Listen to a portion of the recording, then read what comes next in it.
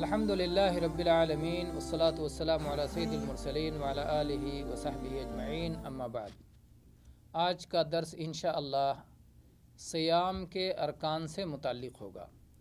آپ یہ بات یاد رکھیں کہ صوم کے دو ارکان ہیں۔ رکن یعنی ایسی چیز جس کے بغیر وہ عمل درست نہیں ہو سکتا، تو صوم کے اندر جب تک یہ دونوں چیزیں نہ پائی جائیں وہ صوم صحیح نہیں ہوگا، درست نہیں ہوگا، قابل قبول نہیں ہوگا۔ پہلی چیز ہے نیت۔ آپ جانتے ہیں کہ نیت تمام اعمال میں ضروری ہے۔ جناب محمد رسول اللہ صلی اللہ علیہ وسلم کی حدیث بہت واضح ہے، انما الاعمال بالنیات، عمل کا دار و مدار نیت پر ہے۔ وانما لکل امرئ ما نوی، اور ہر آدمی کو وہی کچھ ملنے والا ہے جس کی اس نے نیت کی۔ نیت یہ دل کے ارادے کا نام ہے۔ دل سے جو ارادہ کیا جائے، جو عزم کیا جائے، اسی کو نیت کہتے ہیں۔ زبان سے کہنے کا نام نیت نہیں ہے۔ دل میں ارادہ ہونا چاہیے کہ مجھے صوم رکھنا ہے، اللہ کے لیے رکھنا ہے، اور رات ہی میں یہ نیت ہو جانی چاہیے۔ صوم کا وقت شروع ہونے سے پہلے ہی، صوم طلوع فجر صادق سے غروب آفتاب تک ہے، تو فرض صوم اگر رکھنا ہے تو رات ہی میں نیت کر لینی چاہیے۔ چنانچہ اس سلسلے میں سنن نسائی کی حدیث ہے جسے علامہ البانی رحمہ اللہ نے صحیح قرار دیا ہے، اور جس کی روایت کرنے والی حفصہ رضی اللہ عنہا ہیں۔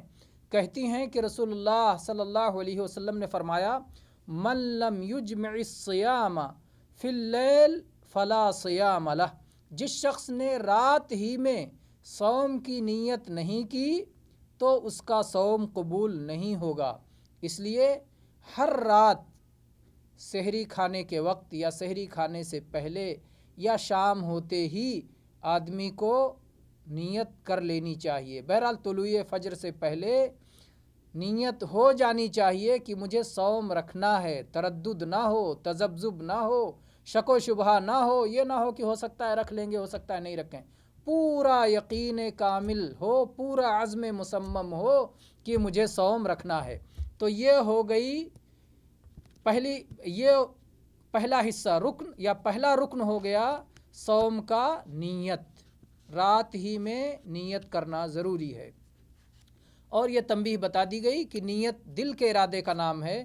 زبان سے جو چیز کہی جاتی ہے وہ نیت نہیں ہے، اور زبان سے نیت کرنا بدعت ہے، سنت کے خلاف ہے، رسول اللہ صلی اللہ علیہ وسلم کو ناراض کرنے والا عمل ہے، شیطان کو خوش کرنے والا عمل ہے۔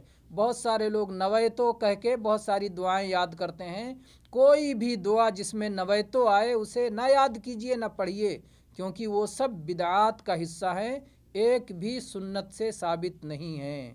اور یا تو پھر جو دعویٰ کرے کہ سنت ہے اس سے دلیل مانگیے، دعویٰ کے بغیر ہر دلیل ناقابل قبول ہے۔ کوئی بھی دعویٰ دلیل کے بغیر ناقابل قبول ہے۔ کوئی دعویٰ کرے، دلیل دے، جب تک دلیل ثابت سے دعویٰ اس کا ثابت نہیں ہو جاتا تب تک اس کا دعویٰ باطل ہے، غیر مقبول ہے۔ آدمی کے اندر یہ احساس ہو، یہ علم ہو، یہ شعور ہو کہ مجھے صوم رکھنا ہے، تو بس وہی سحری وہی اس کی نیت ہو جائے گی۔ دوسرا رکن صوم کا دوسرا رکن ہے صوم توڑنے والی چیزوں سے رک جانا۔ صوم توڑنے والی چیزوں سے کب کب تک رکنا ہے؟ طلوع فجر سے لے کر غروب آفتاب تک۔ چنانچہ اس سلسلے میں سورہ بقرہ کی آیت نمبر 187 میں اللہ تبارک و تعالیٰ کا ارشاد ہے، فَالْآنَ بَاشِرُوهُنَّ وَابْتَغُوا مَا كَتَبَ اللَّهُ لَكُمْ وَكُلُوا وَاشْرَبُوا حَتَّى يَتَبَيَّنَ لَكُمُ الْخَيْطُ الْأَبْيَضُ مِنَ الْخَيْطِ الْأَسْوَدِ مِنَ الْفَجْرِ ثُمَّ أَتِمُّوا الصِّيَامَ إِلَى اللَّيْلِ۔ اللہ تعالیٰ نے یہاں رات میں مباشرت کی اجازت دی، اور اللہ کے فضل کو تلاش کرنے کی اجازت دی، اور اللہ تعالیٰ نے فرمایا کہ رات میں کھاتے رہو، پیتے رہو، وَكُلُوا وَاشْرَبُوا، اور کھاؤ اور پیو، حَتَّى يَتَبَيَّنَ لَكُمُ الْخَيْطُ الْأَبْيَضُ من الخیط الاسود من الفجر، یہاں تک کہ سفید دھاگا اور سیاہ دھاگا یعنی فجر کا خوب واضح ہو جائے، اس وقت کھانا پینا بند کر دو۔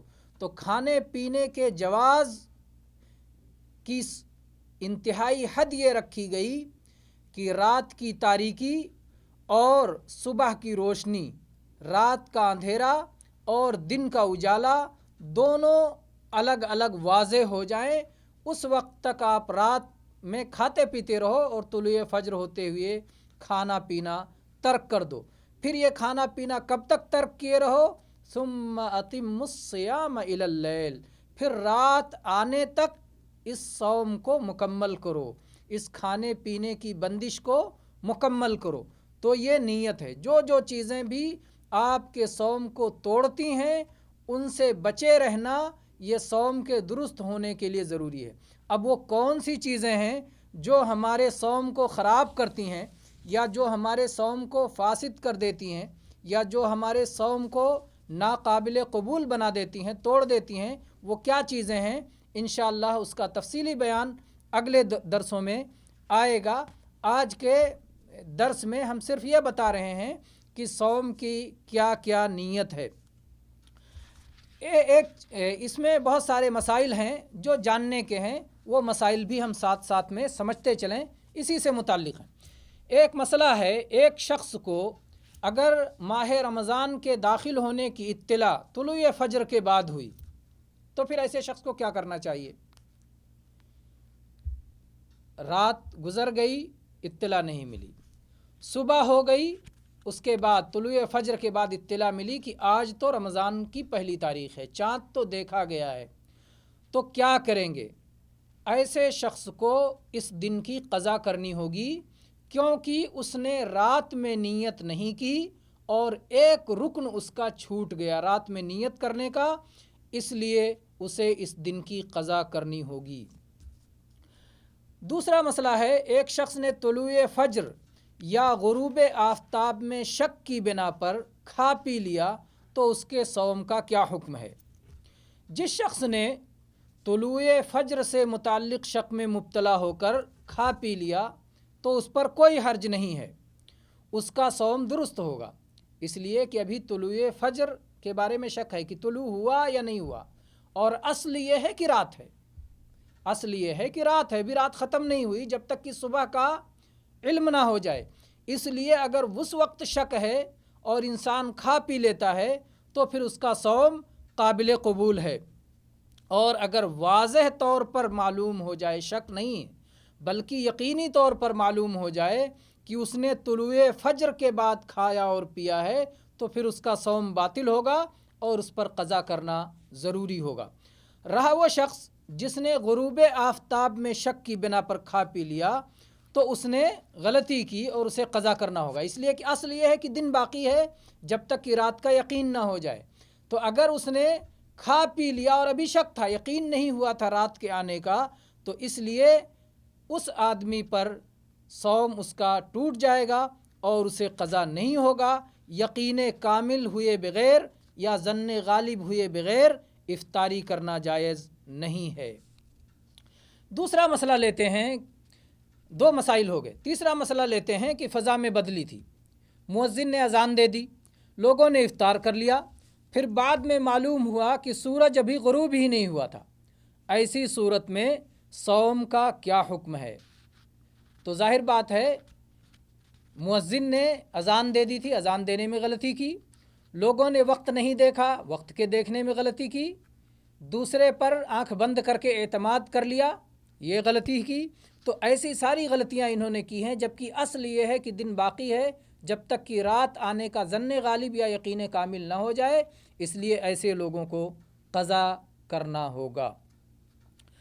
واللہ تعالی عالم۔ اور ایک مسئلہ اور لے لیتے ہیں کہ دنیا کے بعض خطوں میں 6 مہینے دن اور 6 مہینوں کی رات ہوتی ہے، وہ لوگ کس طرح صوم رکھیں گے؟ ایسے لوگ جن کے یہاں 6 مہینے تک دن مسلسل رہتا ہے اور 6 مہینے تک راتیں مسلسل رہتی ہیں، ایسے لوگ ایک اندازہ متعین کریں گے، اور اس اندازے کے مطابق اپنے دن اور رات کو طے کریں گے، اور دن اور رات میں 5 وقت کی صلات طے کریں گے، اور دن اور رات کے اعتبار سے دن میں صوم رکھیں گے اور راتوں کو کھانا پینا جائز رکھیں گے۔